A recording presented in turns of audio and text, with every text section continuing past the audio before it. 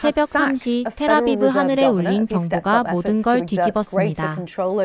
이스라엘이 평생 자부심으로 삼아온 방공체계가 단 몇 분 만에 무너졌고 미국과 프랑스조차 도움을 줄 수 없다는 냉혹한 답을 내놨습니다. 그런데 그 순간 믿기 어려운 이름이 보고서에 등장했죠. 대한민국, 왜 하필 한국이었을까요? 자존심을 걸고 버텨온 이스라엘이 결국 한국을 선택할 수밖에 없었던 이유, 지금부터 말씀드리겠습니다. 그 전에 잠깐. 여러분의 작은 클릭이 제게 큰 힘이 됩니다. 구독과 좋아요 부탁드려요. 새벽 3시 작전실 천장을 가득 메운 경보음이 제 귀를 찢었습니다. 차가운 형광등 불빛 아래 붉은 경광등이 사방에서 반짝이며 제 심장을 무섭게 두드렸습니다. 제 앞의 콘솔 화면에 빨간 점이 쏟아지듯 나타났습니다. 그 순간 요격률 수치가 눈앞에서 미끄러지듯 바뀌었습니다. 불과 몇 시간 전까지만 해도 90을 유지하던 숫자가 순식간에 55로 떨어진 겁니다. 제 눈꺼풀이 떨렸습니다. 손가락은 키보드 위에서 얼어붙었고 온몸에 혈액이 역류하는 듯한 기분이 들었죠. 화면을 바라보던 다른 기술자들이 동시에 웅성거렸습니다. 왜 이렇게 떨어지는 거야? 누구도 대답하지 못했습니다. 스피커에서는 피해 보고가 연이어 터져 나왔습니다. 아슈켈론 지역 직격탄 확인. 민간인 피해 다수 발생. 목소리가 떨리고 있었습니다. 저는 10년 가까이 아이언돔 소프트웨어 업그레이드 팀에서 일해왔습니다. 제 경력의 모든 순간은 이 방공체계의 완성도를 높이는 데 쏟아부었습니다. 그런데 오늘 제 눈앞에서 그 모든 노력이 무너지고 있었습니다. 저는 손으로 이마를 감싸 쥐었습니다. 평생을 바쳐 믿어온 체계가 제 역할을 하지 못한다는 사실을 인정하고 싶지 않았습니다. 경보음은 그치지 않았습니다. 모니터의 점들은 더욱 빽빽해졌습니다. 다탄두, 기만탄, 해상 발사체까지 동시에 날아오고 있었습니다. 기술팀이 절규하듯 보고했습니다. 혼합 공격입니다. 방어 알고리즘이 혼선을 일으키고 있어요. 저는 숨을 삼켰습니다. 단 30%의 실패가 가져올 결과는 너무나 명확했습니다. 100발 중 30발이 우리 영토를 관통한다는 뜻이었죠. 텔아비브와 같은 인구 밀집 지역에서라면 수천 명이 희생될 수 있었습니다. 책상을 두드리는 제 손에서 힘이 빠져나갔습니다. 믿어온 기술이 무너지는 순간 제 자존심도 흔들리고 있었습니다. 머릿속에 혹시 우리가 틀렸던 걸까? 라는 생각이 맴돌았습니다. 하지만 입 밖으로 내뱉을 수는 없었습니다. 엔지니어로서 책임자로서 제가 할 수 있는 말은 단 하나뿐이었으니까요. 업데이트를 서둘러야 합니다. 우리가 고쳐야 합니다. 그날 아침 국방장관실에 긴급회의가 열렸습니다. 차갑게 식은 커피잔만이 회의실을 가득 메운 긴장을 말해주고 있었습니다. 총참모장이 제게 물었습니다. 리나, 상황을 어떻게 해결할 수 있나? 저는 최대한 침착한 표정으로 답했습니다. 자체 업그레이드가 해법입니다. 우리 기술진은 충분히 해낼 수 있습니다. 목소리는 단호했지만 가슴속은 흔들리고 있었습니다. 정말 가능할까? 시간이 얼마나 걸릴까? 그 사이 매일 울리는 경보와 매일 늘어나는 희생자들을 어떻게 막을 수 있을까? 며칠 뒤 미국 국방부와의 화상회의가 열렸습니다. 화면 속 워싱턴 관계자들의 표정은 냉담했습니다. PAC-3 추가 배치가 필요합니다. 사드 체계 도입도 고려해 주십시오. 제가 먼저 요청했습니다. 그러나 돌아온 대답은 차가웠습니다. 현재 대만과 우크라이나에 우선 배치 중이라 곤란합니다. 최소 1년은 기다려야 할 겁니다. 1년. 제 귀에 메아리처럼 울렸습니다. 하루하루가 사람들의 생명과 직결되는데 우리에게 365일을 버틸 힘이 어디 있단 말입니까? 저는 한숨을 내쉬며 물었습니다. 그럼 아이언돔 업그레이드는 얼마나 걸립니까? 담당자가 답했습니다. 소프트웨어 개발부터 다시 해야 합니다. 최소 6개월은 걸릴 겁니다. 그 순간 제 어깨가 무겁게 가라앉았습니다.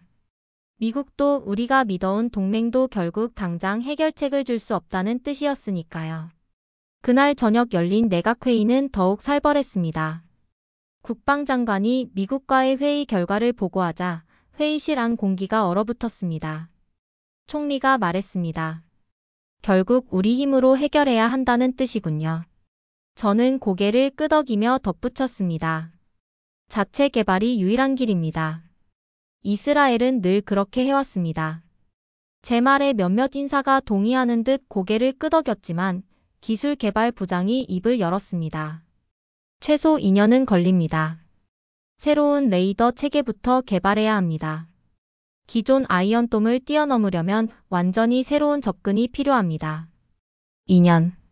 회의실은 정적에 휩싸였습니다. 그동안 매일같이 이어질 공격과 희생을 어떻게 감당할 수 있을까요? 그때 작전 참모장이 조용히 말했습니다. 다른 대안도 검토해야 합니다. 총리가 물었습니다. 다른 대안이라면? 참모장은 한 장의 문서를 꺼내 들었습니다. 한국의 K방공 시스템입니다. 3개월 내 배치 가능하다고 합니다. 순간 제 등줄기를 타고 차가운 기운이 흘렀습니다. 회의실도 얼어붙었습니다. 저는 즉시 일어나 외쳤습니다. 말도 안 됩니다. 한국 무기를 도입한다니 그건 정치적 자해 행위입니다. 미국과의 관계는 어떻게 할 겁니까? 우리 방산업체는 어떻게 되고요? 제 목소리는 격앙되어 있었습니다. 제 뒤에서 요나탄 레비가 거들었습니다. 맞습니다. 미국이 반대할 겁니다. 기술 보안 문제도 있고 정체성의 문제도 있습니다. 그 말에 회의실은 술렁였습니다. 저는 고개를 끄덕이며 레비의 말을 뒷받침했습니다. 하지만 작전 참모장은 흔들리지 않았습니다. 그렇다면 언제까지 이런 피해를 감수할 겁니까? 어젯밤에도 12명이 희생됐습니다. 그 중에는 18살 징집병도 있었습니다. 그 말에 제 입술이 굳어졌습니다. 숫자가 주는 무게가 제 마음을 옥죄었습니다. 회의실은 팽팽하게 갈라졌습니다. 자존심과 생존 두 단어가 맞부딪히며 공기를 갈라놓았습니다. 저는 여전히 반대 입장이었지만 마음속 어딘가에서 미묘한 균열이 시작되고 있었습니다. 머릿속에서 떠나지 않는 단어가 있었습니다. 3개월. 회의가 끝나고 집으로 돌아왔지만 경보음이 귓가에서 떠나지 않았습니다. 침대에 누워도 눈을 감을 수 없었습니다. 창밖에 텔아비브 불빛이 평화롭게 반짝이고 있었지만 그 평화가 언제 꺼질지 모른다는 두려움이 가슴을 짓눌렀습니다. 제 손끝은 여전히 떨리고 있었습니다. 다음 날 아침 기술정보국에서 새로운 보고서를 전달받았습니다. 표지에는 굵은 글씨가 적혀 있었습니다. K방공 시스템 성능 분석. 출처는 한국방산청이었고 영어와 히브리어 번역본이 함께 붙어 있었습니다. 저는 코웃음을 치며 첫 장을 넘겼습니다. 속으로는 이런 동아시아 국가가 우리보다 나을 리가 있나라는 편견을 품고 있었죠. 하지만 몇 페이지를 넘기자 제 눈이 커지기 시작했습니다. 사거리 80km. 아이언돔의 2배에 가까운 수치였습니다. 최대 6개 표적 동시 요격 가능. 우리 체계는 4개가 한계였는데 2개가 더 늘어난다는 게 이렇게 큰 차이를 만드는 줄 처음 실감했습니다. 더 놀라운 건 탄도탄 요격 능력이 명시되어 있었다는 점이었습니다. 아이언돔은 기본적으로 로켓 요격에 최적화돼 있었지만 이 체계는 중거리 탄도 위협까지 대응할 수 있다고 했습니다. 이건 과장이겠지. 제 입술에서 무의식적으로 말이 흘러나왔습니다. 하지만 이어진 기술 사양은 너무나 구체적이었습니다. 레이더 주파수 탐지거리 요격. 고도, 미사일 속도 모든 수치가 조작하기 힘들 만큼 치밀하게 기재되어 있었습니다. 더구나 각 항목 옆에는 나토의 평가 자료와 폴란드 실전 배치 사례까지 인용되어 있었죠. 보고서를 덮으려 했지만 손이 떨어지지 않았습니다. 숫자들이 제 머릿속을 파고들었습니다. 90에서 55로 떨어졌던 아이언돔의 요격률. 그리고 이 보고서에 적힌 85% 이상 요격 가능이라는 문장. 저는 한동안 자리에 앉아 멍하니 화면만 바라봤습니다. 그날 저녁 다시 경보가 울렸습니다. 북쪽 국경에서 헤즈볼라, 남쪽 해상에서 후티가 동시에 공격을 가해왔습니다. 콘솔의 붉은 점들이 또다시 쏟아졌습니다. 이번엔 요격률이 55에서 50으로 떨어졌습니다. 제 손가락이 하얗게 굳었습니다. 스피커 너머로 들려오는 목소리 속에는 절망이 섞여 있었습니다. 민간인 사상자 20명 발생 추가 보고 중입니다. 심장이 내려앉았습니다. 데이터가 보여주는 건 냉혹한 현실이었죠. 우리는 더 이상 버틸 수 없었습니다. 며칠 뒤 열린 내각회의는 한층 격렬했습니다. 총참모장이 말했습니다. 현재 체계로는 동시 공격 시 35%밖에 방어하지 못한다는 분석이 나왔습니다. 회의실에 있던 모두가 술렁였습니다. 65%가 뚫린다는 뜻이었으니까요.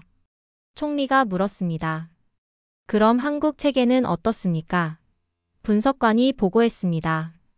폴란드 운용 결과를 기준으로 하면 85% 이상 요격 가능합니다. 회의실 공기가 일순간 얼어붙었습니다. 저 역시 숨이 막혔습니다. 35와 85, 단순한 두 숫자 차이가 얼마나 많은 생명을 가르는지 누구보다 잘 알고 있었으니까요. 하지만 저는 본능적으로 반박했습니다. 한국 무기를 도입한다는 건 곧 미국과의 동맹을 흔드는 겁니다. 방산업체의 기반도 무너집니다. 무엇보다 우리의 정체성은 어디로 가는 겁니까? 그 순간 요나탄 레비가 제 말을 거들며 고개를 끄덕였습니다. 맞습니다. 외국 무기에 의존하는 순간 이스라엘은 더 이상 이스라엘이 아닙니다. 회의실이 술렁였지만 작전 참모장이 조용히 말했습니다. 어젯밤에만 12명이 죽었습니다. 그 중에는 18살 신병도 있었습니다. 그 말을 듣는 순간 제 목이 메었습니다. 저는 입술을 깨물었지만 더 이상 아무 말도 할 수 없었습니다. 자존심을 지키는 동안 매일 누군가의 아들과 딸이 죽어가고 있었습니다. 회의가 끝나고 혼자 복도를 걸어 나오는데 머릿속에 정말 이 길이 옳은 걸까? 라는 질문이 떠나지 않았습니다. 제 안의 자존심은 여전히 한국을 거부했지만 마음 깊은 곳에서는 알 수 없는 균열이 점점 커지고 있었습니다. 인천공항에 내렸을 때 제 심장은 여전히 무겁게 짓눌려 있었습니다. 한국 땅을 밟는 건 처음이었습니다. 공군 엔지니어라는 직업 덕분에 여러 나라를 다녀봤지만 솔직히 한국은 제 관심 밖이었습니다. 그저 조용히 기술을 따라가는 나라, 서구의 것을 모방하는 나라라는 선입견이 제 머릿속을 채우고 있었죠. 공항 로비에서 한국 방산청 관계자들이 저를 맞이했습니다. 정중한 미소와 깍듯한 인사에 잠시 놀랐습니다. 안산 시험장으로 바로 이동하시죠. 그들의 안내를 받으며 차에 올랐습니다. 차창 밖으로 스치는 풍경은 예상과 달랐습니다. 고층 빌딩과 질서정연한 도로, 멀리 보이는 산의 능선이 묘하게 조화를 이루고 있었습니다. 마음 한구석에서 작은 균열이 더 크게 벌어지는 느낌이 들었습니다. 시험장에 도착했을 때 첫인상은 단 하나였습니다. 생각보다 훨씬 체계적이다. 넓게 펼쳐진 시험장은 미국 화이트 샌즈와 비교해도 전혀 뒤지지 않았습니다. 최신식 레이더가 빽빽하게 배치되어 있었고 이동식 발사대가 줄지어 대기하고 있었습니다. 브리핑룸에서 기술 책임자가 설명을 시작했습니다. 오늘은 실탄에 가까운 모의 표적을 사용해 시연을 보여드리겠습니다. 스크린에는 이스라엘 전역의 지도가 나타났습니다. 하마스, 헤즈볼라, 후티가 동시에 공격하는 패턴이 시뮬레이션 화면에 재현됐습니다. 그 정밀함에 저도 모르게 숨을 죽였습니다. 실제 상황을 그대로 반영했습니다. 이 환경에서 K방공 시스템이 어떻게 대응하는지 직접 보시죠. 밖으로 나왔을 때 이동식 발사대는 이미 전개 준비를 마친 상태였습니다. 제가 놀란 건 전개 속도였습니다. 단 3분 만에 모든 시스템이 배치된 겁니다. 아이언돔은 최소 10분은 걸렸는데 이건 전혀 다른 차원이었습니다. 첫 번째 표적이 하늘로 발사됐습니다. 모니터에 궤적이 잡히는 순간 레이더가 경고음을 울렸습니다. 이어 미사일이 솟구쳤고 몇 초 뒤 공중에서 성광이 터졌습니다. 명중. 정확한 요격이었습니다. 이건 단순한 시작입니다. 기술 책임자가 말했습니다. 이번에는 6개의 모의 표적이 동시에 발사됐습니다. 서로 다른 방향, 다른 고도, 다른 속도를 가진 표적이었습니다. 저는 본능적으로 숨을 멈췄습니다. 레이더가 모든 궤적을 추적하는 모습이 화면에 잡혔습니다. 불과 15초 사이에 6발의 요격 미사일이 연속으로 날아올랐습니다. 하늘 위에서 연속 성광이 터지며 모든 표적이 사라졌습니다. 제 입술에서 무의식적인 탄성이 흘러나왔습니다. 이게 가능하다고? 제 옆에 있던 한국 기술자가 조용히 대답했습니다. 네, 가능합니다.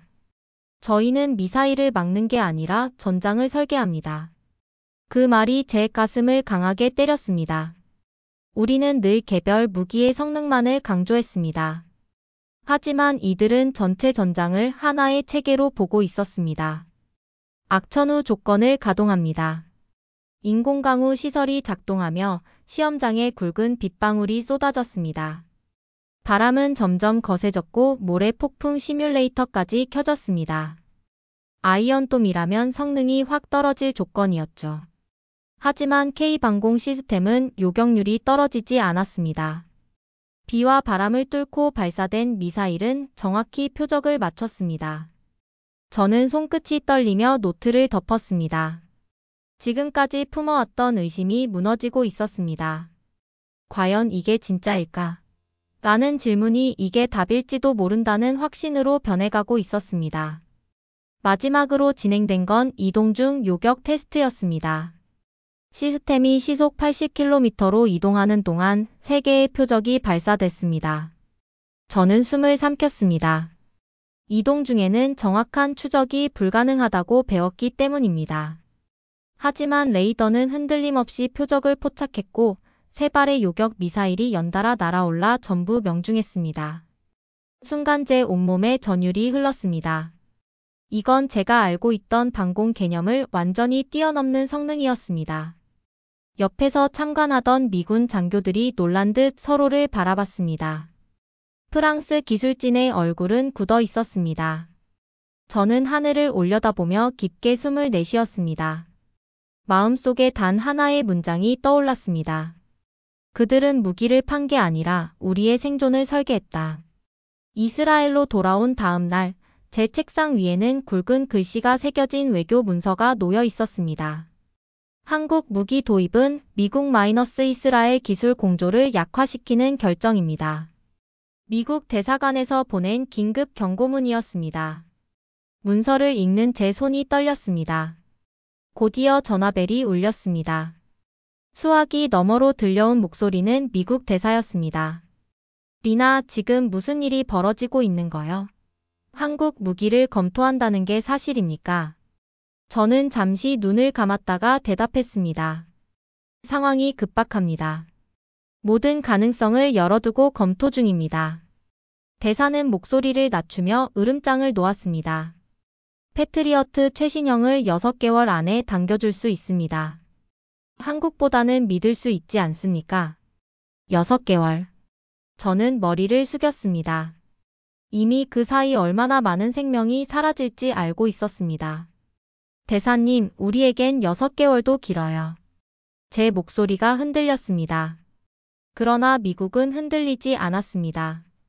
이스라엘이 한국 무기를 선택한다면 중동 전체의 균형이 깨질 겁니다. 미국은 동맹으로서 책임을 다할 수 없어요. 전화를 끊고 난 뒤 한동안 자리에서 일어나지 못했습니다. 하지만 곧 프랑스 대표단이 도착했습니다. 미사일 업체 MBDA의 고위 간부들이 텔아비브 내각 회의실에 들어섰습니다. 그들은 자신만만한 표정으로 서류를 내밀었습니다. 유럽 기술의 정수를 고려해 보시죠.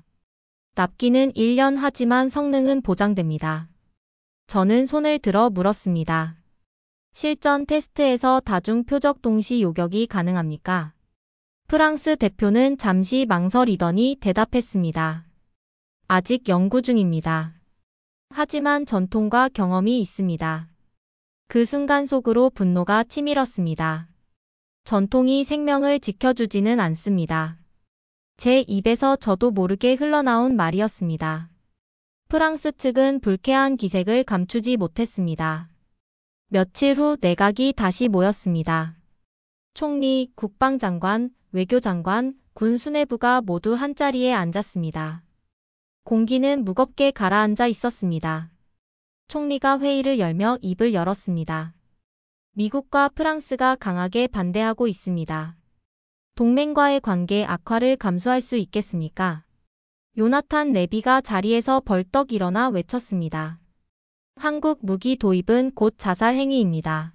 우리 방산업계는 몰락할 것이고 미국은 등을 돌릴 겁니다. 이스라엘의 정체성을 팔아넘기시겠습니까? 그의 목소리가 회의장을 뒤흔들었습니다. 몇몇 인사가 동조하며 고개를 끄덕였습니다. 저는 손가락을 꽉 쥐며 입술을 깨물었습니다. 방금 전까지 저도 같은 말을 했던 사람입니다. 그러나 한국 시험장에서 본 장면들이 머릿속에서 떠나지 않았습니다. 6개 표적을 동시에 맞추던 순간 빗속에서도 흔들림 없던 레이더, 이동 중에도 명중하던 미사일 그리고 한국 기술자의 한마디. 우린 전장을 설계합니다. 총참모장이 제 쪽을 바라봤습니다. 리나 기술 책임자의 의견이 필요합니다. 당신이 직접 확인했지 않습니까? 회의실의 모든 시선이 제게 쏠렸습니다. 심장이 쿵쿵 뛰었습니다. 자존심을 지킬 것인가, 생존을 택할 것인가. 잠시 눈을 감았을 때 어젯밤 경보 속에서 울부짖던 부상병들의 얼굴이 떠올랐습니다. 어린 병사의 시신 앞에서 오열하던 부모의 모습도 떠올랐습니다. 저는 천천히 자리에서 일어났습니다. 목소리가 떨렸지만 단호히 말했습니다. 정체성은 내일을 가진 사람만 말할 수 있습니다. 오늘을 버티지 못한다면 우리의 자존심도 함께 무너집니다.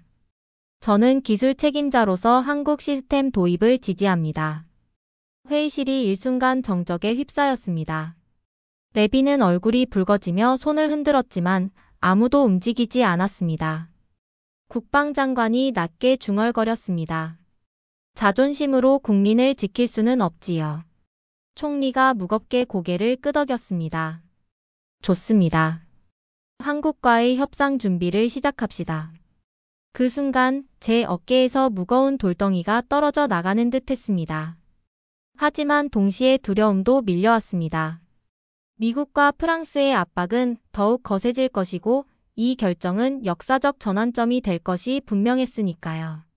그러나 저는 알았습니다. 지금 이 선택만이 우리의 생존을 보장한다는 것을. 2026년 2월 네게브 사막은 이른 아침부터 전례 없는 긴장으로 가득 차 있었습니다. 햇살은 모래 위를 뜨겁게 달궜고 바람은 메마른 먼지를 일으켜 얼굴을 때렸습니다. 저는 땀에 젖은 손바닥을 주머니에 넣은 채 관람석에 앉아 있었습니다. 이 자리에 전 세계 15개국에서 온 100명이 넘는 군사 전문가들이 모여 있었습니다.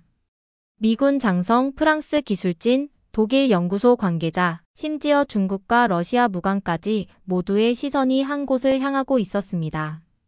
첫 번째 테스트를 시작하겠습니다. 시험 책임자의 목소리가 확성기를 통해 울려 퍼졌습니다. 순간 공기가 싸늘하게 얼어붙는 느낌이 들었습니다. 하늘 저편에서 가상의 탄도미사일이 발사되었습니다. 실제 하마스 로켓과 동일한 궤도를 모방한 표적이었습니다. 모니터에 붉은 선이 나타나자 제 심장이 뛰기 시작했습니다. 불과 2초 만에 K방공 레이더가 표적을 포착했습니다. 경고음이 울리고 발사대에서 미사일이 솟구쳤습니다. 푸른 하늘 위에서 거대한 성광이 터지며 표적이 산산조각 났습니다. 관람석에서 박수가 터져 나왔습니다. 하지만 저는 손을 모은 채 눈을 좁혔습니다. 이건 시작일 뿐이야.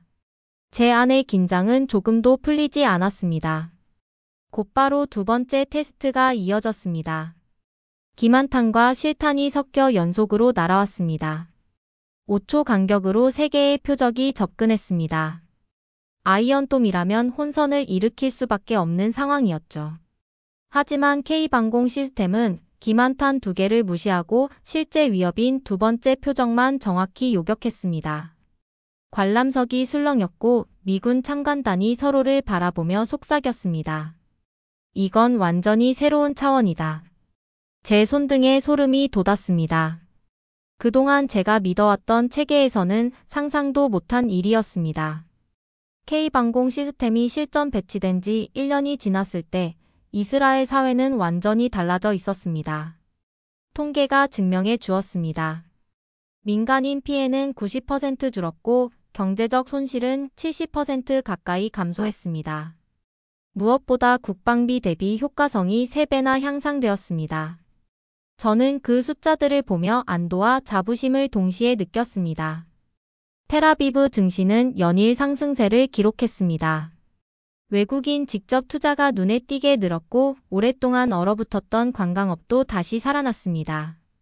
예전에는 매일 울리던 경보 때문에 관광객이 머물 수 없었지만 이제는 거리를 걷는 외국인들의 웃음소리가 일상이 되었습니다. 시민들도 변했습니다. 밤마다 공포에 떨던 표정 대신 안도와 희망이 스며든 눈빛이 거리를 밝히고 있었습니다. 하지만 가장 큰 변화는 군 내부에서 일어났습니다. 이제 우리는 기술을 자랑하는 대신 문제를 어떻게 해결할지 고민하는 방식으로 바뀌었습니다. 한국 기술진이 처음 우리에게 해준 말, 우린 전장을 설계합니다. 그 한 문장이 군 전체의 철학을 바꿔놓았습니다. 단순히 미사일을 요격하는 무기를 넘어 나라 전체의 생존 전략을 세우는 방식으로 말이죠. 한국과의 협력은 단순한 도입에서 끝나지 않았습니다. 공동개발 프로젝트가 5개나 동시에 진행되기 시작했습니다. 차세대 방공 시스템, 드론 방어체계, 사이버 보안 솔루션까지 한국의 기술력과 우리의 실전 경험이 결합하면서 새로운 시너지가 만들어졌습니다. 회의실에 앉아 한국 엔지니어들과 도면을 함께 검토할 때 저는 묘한 감정을 느꼈습니다. 언어는 다르지만 사고방식은 통했습니다.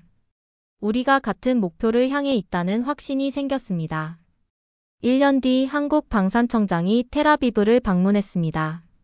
그는 기자회견에서 이렇게 말했습니다. 우리는 철과 탄이 아니라 신뢰와 시간으로 무기를 만듭니다. 그 말을 듣는 순간 제 눈가가 뜨거워졌습니다. 맞았습니다. 한국은 단순히 무기를 팔지 않았습니다. 우리와 함께 살아갈 방법을 설계해 주었습니다. 저는 회고록 집필을 시작했습니다. 후배 엔지니어들과 정책 결정자들에게 이 경험을 반드시 전하고 싶었습니다. 회고록의 첫 장에는 이렇게 적었습니다. 한국은 무기가 아니라 생존을 설계한 나라였다. 그 문장을 쓰는 순간 지난 몇 해의 혼란과 고통이 한 줄로 정리되는 듯 했습니다. 돌이켜보면 저는 처음부터 끝까지 자존심에 매달린 사람이었습니다. 아이언돔을 만든 나라, 세계가 부러워한 기술. 그 자부심이 저를 지탱했지만 동시에 제 시야를 가리고 있었습니다. 그러나 매일 울리는 경보 속에서 죽어간 사람들, 그들의 부모가 흘린 눈물을 보고 나서야 깨달았습니다. 자존심은 생존을 지켜주지 않는다는 사실을요. 이제 저는 자신 있게 말할 수 있습니다. 때로는 자존심을 내려놓는 것이야말로 가장 용기 있는 선택이라는 것을. 편견보다 현실을 택하는 것이 진짜 지혜라는 것을. 오늘도 텔아비브의 하늘은 고요합니다.